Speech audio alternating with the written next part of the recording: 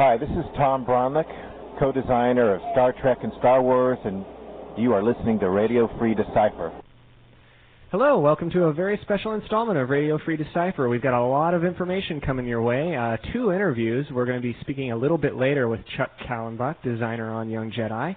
First up, we have the honor of having with us Dan Madsen, president of Fantastic Media. How are you today, Dan? I'm good, thank you. I appreciate being here. Oh, we're very glad to have you. Big news is still really lighting up our boards about the merger with you guys. Well, we're pretty excited about being a part of the Decipher family. There's some great synergies between our 2 companies that are going to take us to new heights. So, yeah. And we'll talk a little bit about that later on. But I'm awfully excited to be a part of the Decipher family. Yeah, we are really well suited to each other. We're lucky to have you. No question about it. So Dan, now you started the whole ball of wax here. So tell us a little bit about not only yourself, but sort of the start of Fantastic Media and what got you to start the whole fan clubs. Sure. Well, I can tell you I started it when I was wet behind the ears. There's no question. That's how far back it goes. I saw a picture of you and DeForest Kelley on the website. Oh, it was it's old. And you were but a teenager. I was but a teenager, wow. Absolutely right. Well, you know, I have always been a fan all my life of something, whether it was as a child being a fan of comic books or Planet of the Apes or whatever it might have been that it struck my fancy. And as I grew older, I became increasingly interested in sci-fi, and Star Trek caught my eye when I was in junior high school, and I became a diehard Trekker from junior high through the rest of my life, right up to today. And that's what really prompted me to start a fan club, which in 1979, when the first Star Trek film opened, I was enamored with the movie, enamored with Star Trek in general, so I started up a fan club and spent my own money to go out and advertise it in various magazines and in various conventions around the country. There was no such thing as the internet then, and it started to evolve. I got a job in a print shop and learned how to make my newsletter look more professional. And wow. So in about 1982, I'd been doing this unofficial for all of these years, just out of high school and living in my parents' basement and putting this newsletter out. I got a call from Paramount who said, "Hey, Dan Madsen, do you realize you're doing this without a license?" And I said, "Well, I'm just doing this as a hobby." And they said, "Well, actually, you seem to have the right amount of professionalism mixed with the right amount of fanaticism." And so we decided we'd like to talk to you about flying out here and discussing getting a license to do this officially. And there had never been an official Star Trek fan club prior to that. I'd also, prior to that, guys, had also developed quite a good relationship and a fondness with Gene Roddenberry, who was very supportive of what I was doing. So when I flew out to Paramount, I struck a deal with them to do this officially for them, and Gene had to come on board. And Gene, of course, immediately he put his thumbs up and said, "Yeah, let's let Madsen do this. I love what he's doing." So I became the official Star Trek fan club, and that just took off and started developing. And over the years, I hired a few people and started selling product, and it was about 1987 when Lucasfilm had decided they were going to close their fan club down, and suddenly a licensee of theirs had put in their hands my Star Trek magazine and what I was doing for the fan club with Paramount. And they loved it and called me up and said, "Hey, how about we license this out to you and you do the Star Wars or Lucasfilm fan club at that time for us?" And I did, and so I did that for quite a few years. And so Fantastic Media was born of those two fan clubs, and wow. Today is has developed into an organization with 40 people, and we've been up and down in numbers depending on when we have new projects that are launching. But we've got some exciting projects coming down the pike as well, so we're excited now. Decipher brings an entirely new element to what the business was that I started 20-some-odd years ago. It's interesting that you mentioned starting up around the time of the first motion picture. With them working on a new version of that, has that kind of felt full circle at all to you? Absolutely. You're talking about the new Star Trek series, are you saying, or the new movie? New DVD, the new the version DVD of the original version of Star Trek, movie. the motion picture. Yeah. Absolutely. It is kind of full circle. That's absolutely true. I mean, who would have known, in '79 when all of this was happening, what technology would allow people to do, and that there'd be such a thing as DVDs, and that there'd be the internet where people could communicate and information could pass so quickly. It's amazing how far Star Trek's come and how far fan clubs have come. I have to tell you, what we do today with the fan clubs that we run are so much more sophisticated than I could have ever imagined doing 20 some odd years ago. It's almost amazing to me how barbaric things were in printing and everything. Can you think of maybe one or two examples of how it's changed since the beginning? Well, the fan club certainly has changed in the sense that there is no internet connection back then. I mean, we have access to, we have online stores now that we can sell product over the internet. There's chat rooms. There's communication through through the internet lines, which I never could have dreamed of having access to 20 years ago. But there is sophistication in the way we put our publications together too. As you know, some of the key elements of the fan clubs and how we run them, kind of the model of them, is that a lot of it revolves around the centerpiece of the fan clubs are the official magazines that we publish. And the way we put these magazines together is so much more sophisticated today. I mean, obviously everything's done on a computer where it's laid out. You can scan in photos, digitize photos, put them on, and play with it on the computer. Whereas back then we were, working on a typesetting machine. You'd print out the type, and you have to sit there with a waxer and put it on a layout board and move it around, and it was going to be so barbaric compared to what's done today. It's going to be one of those things that future generations are just going to have no concept of. Well, it is. It's amazing in just my lifetime of 20 years here doing this business how dramatic things have changed and how more sophisticated they have. I mean, we're now sending pages over the internet back and forth. We design things up in Montreal. They're sent down here to Denver. They'll be sent over through Decipher down in Norfolk and back and forth through the internet. And it's just incredible. Now, Dan, a little bit ago you mentioned that of the incredible synergy that's going to happen between Decipher and Fantastic Media. What does the joining of the two companies actually mean for the fan club? Well, it means amazing things from the perspective of not only how we market the fan clubs, but down to the elements of the fan club. I mean, Decipher has enormous talents and enormous experience in design, in marketing. Some of the strengths that I was looking at as we were discussing and talking about our two companies coming together, I have always been a fan of Decipher's. I have admired what Warren Holland has put together with the CCG and all of the other games, and just his marketing of the projects that Decipher has been involved with. And I saw those talents and that experience really building what we do here and helping us be better than we are. And while I'm proud of the work we've done over the years, there's no question about it that I think the experience and artistic talents of Decipher are going to take Fantastic Media to a completely different level than what we've been experiencing. I can say without any hesitation that I think Star Trek fans, when they see what we're going to do with the Star Trek fan club in cooperation with Decipher, are going to say, geez, I wish you'd done that 3 years ago. It's going to be awesome. It is. There's no question about it. Speaking of the fans, just how large is the Star Trek fan club become? Well, we have approximately 60,000 members in the club. Wow. The magazine is carried on newsstands across the country, across North America, I should say.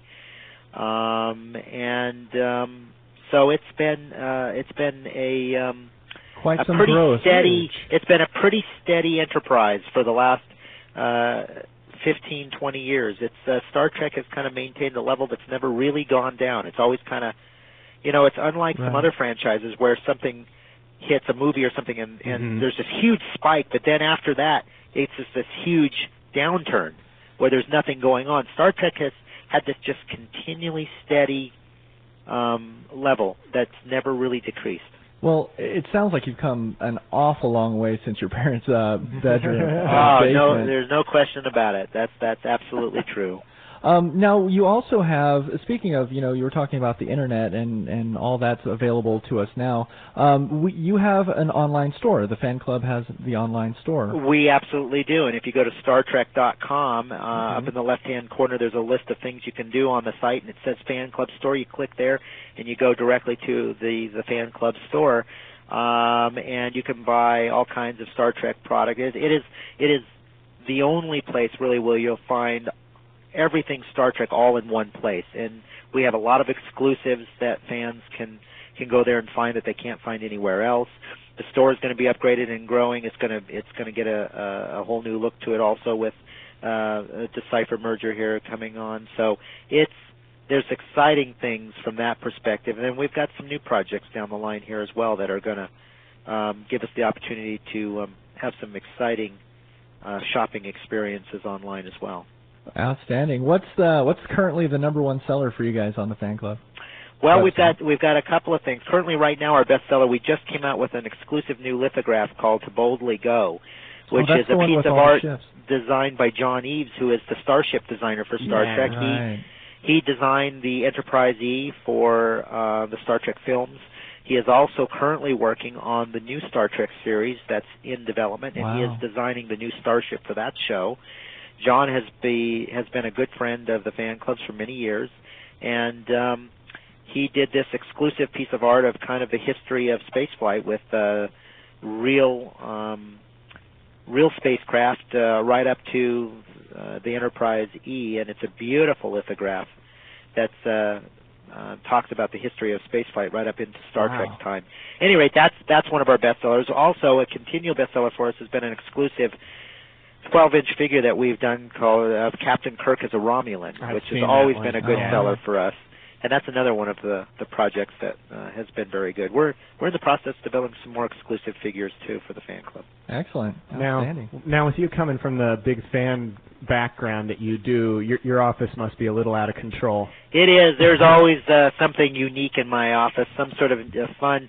In fact, my office doesn't quite look like my bedroom did when I was growing up. And my bedroom had posters plastered all over the wall. There was not an inch of wall showing. It was covered with Star Trek posters and Enterprise models hanging from my ceiling, and on and on and on. That's great. And my office has some of that here. While I maintain a more dignified look today, I still have my fan elements here on a bookshelf as a prop, or on my credenza as a model of the Enterprise, or my autographed William Shatner book, or on and on and on. I'm proud to display some of my... Not everybody who works there is so modest, though. Let me tell you, absolutely right. We've got employees here who have their walls plastered with posters, much like my bedroom looked years ago. So your office is basically a couple steps above KB Toys. Absolutely. I would say that's an accurate statement. Excellent. That is an accurate statement. Well, not everybody out there knows, but some people are aware that you actually have some film credentials. Well, I don't know if I'd call it so much film credentials as cameo opportunities that I've been given because of my connections with the franchises that we've been involved with. I used to be an actor. In fact, I had an agent in Hollywood, and I did many national TV commercials. Mm-hmm. Back then, prior to really having this business take off, and my full time really needed to be spent on this. And I got married and had a son. And when you do those kinds of things, you got responsibilities. Living in Denver, Colorado, and flying to L.A. Every month to try to do auditions was not the smart thing to do. So I kind of gave that up. However, I've made lots of friends and connections within the business, and one of the great opportunities I got in my Star Wars experience was getting a walk-on role for Episode 1. You'd see me walk on at the end of the movie. I come out and grab Jar Jar's Kadu as he gets off from the parade scene. And it probably helped. I'm a little person, so it probably helped that I fit into that crazy world of aliens and funky creatures, So I did that, and then I also got a little cameo in a movie called Free Enterprise, which very good movie. had William Shatner, and it dealt with Star Trek fans and had a Star Trek theme to it. And my buddy Mark Altman, who was a producer on that film, offered me a opportunity, so I did that. But I've gotten some fun things to do, and I've been told that somewhere down the line there's going to be a cameo on Star Trek for me, and so maybe this new series that will be. Oh, there you go. I'm telling you, I'm so jealous, man. I'm so jealous. That's awesome. What a fantastic. That's something to tell my grandchildren. Absolutely. And you'll have the video to prove it. And I have. That's right. I've been trying to twist Lucasfilm's arm to give me my costume because there's no way that anybody could fit into my costume. There you go. It's made to my specifications, which are not the normal specs, I'm afraid. Well, it sounds like everything is going absolutely, first rate. So, what basically does the future have in store for Fantastic Media? Well, the future has a lot of great things in store for us. Our new connection with Decipher is offering us up some really amazing and exciting opportunities that I probably never could have dreamed of doing all alone by myself. And these two new projects we'll be announcing shortly, but they're huge. They fit within the sci-fi fantasy genre that we currently have made a mark in. Mm-hmm. And as I said, the sophistication of the new clubs that we're doing are way beyond what I think we've even done up to this point with Star Trek and previously with Star Wars, and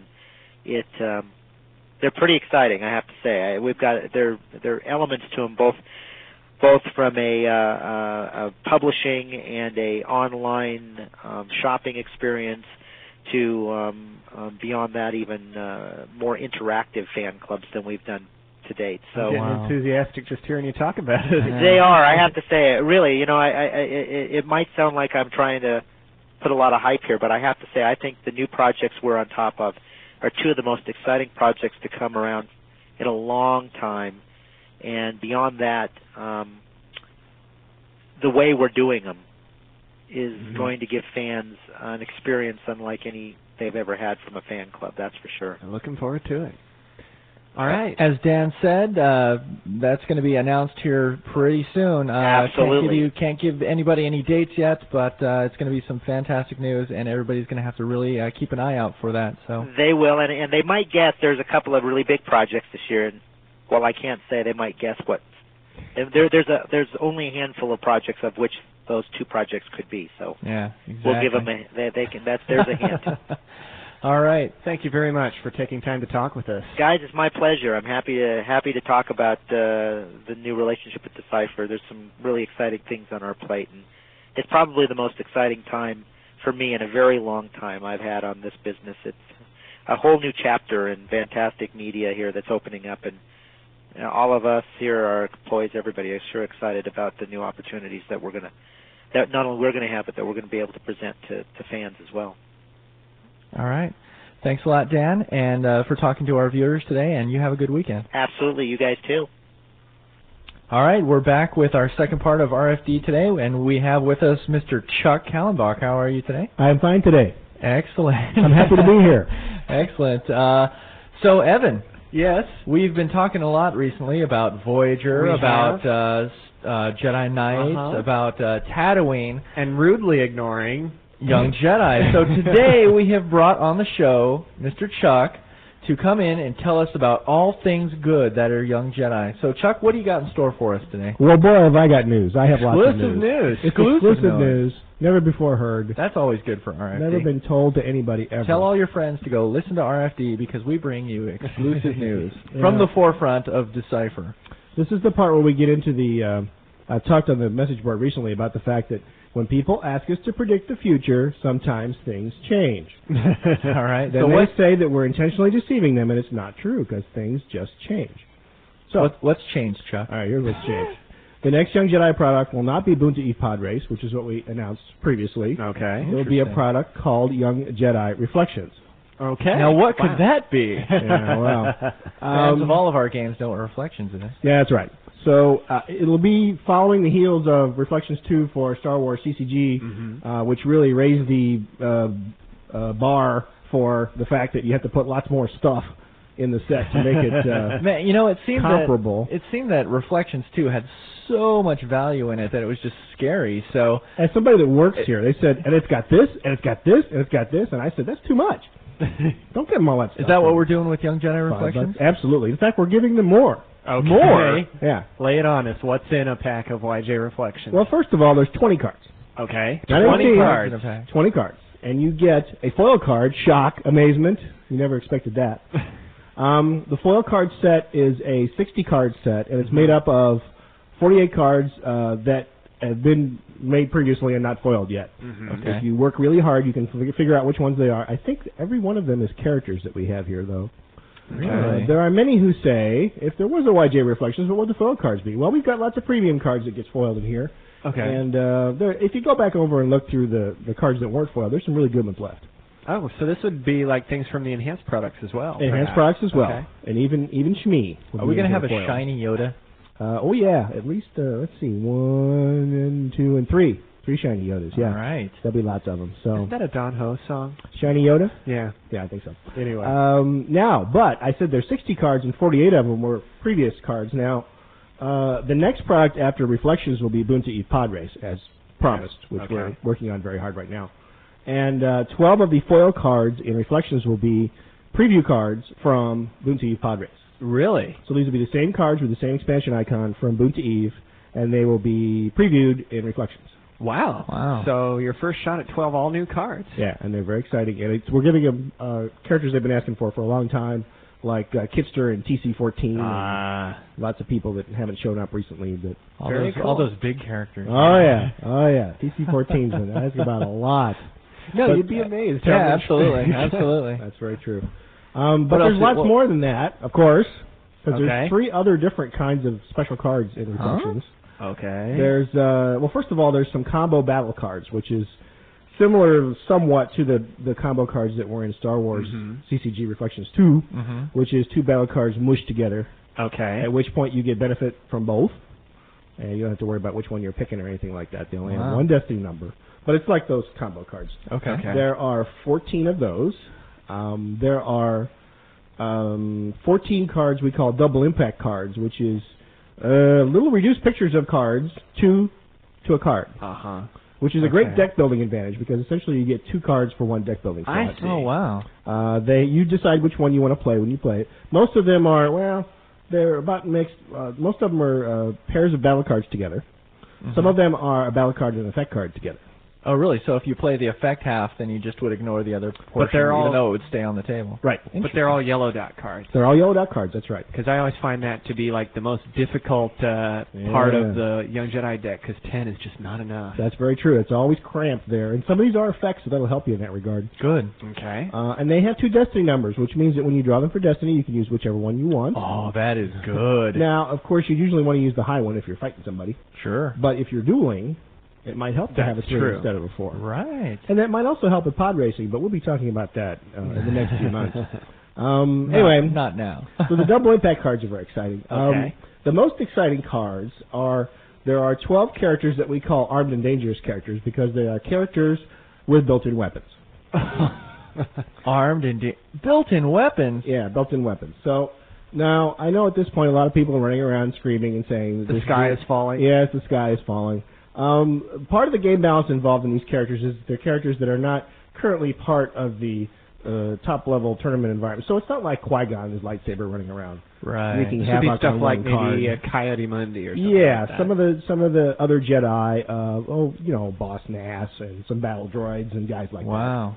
So it's very exciting. It creates some very exciting deck building possibilities. Now, are those guys wild cards? Or are they? No. Do they have? No. They're characters. Interesting. They're characters, so they wow. retain their character dot, whatever that was. Okay. The playtesters found out after the playtesters went around running and screaming that the sky was falling, which they did also. They decided that they're kind of expensive. There's no discounts involved here. Okay. So You're Keanu paying- and his lightsaber costs 6, right? a lot. Yeah, right. That's right. So that slows you down a little bit. That's kind of a balancing factor too. But it's very exciting. Wow.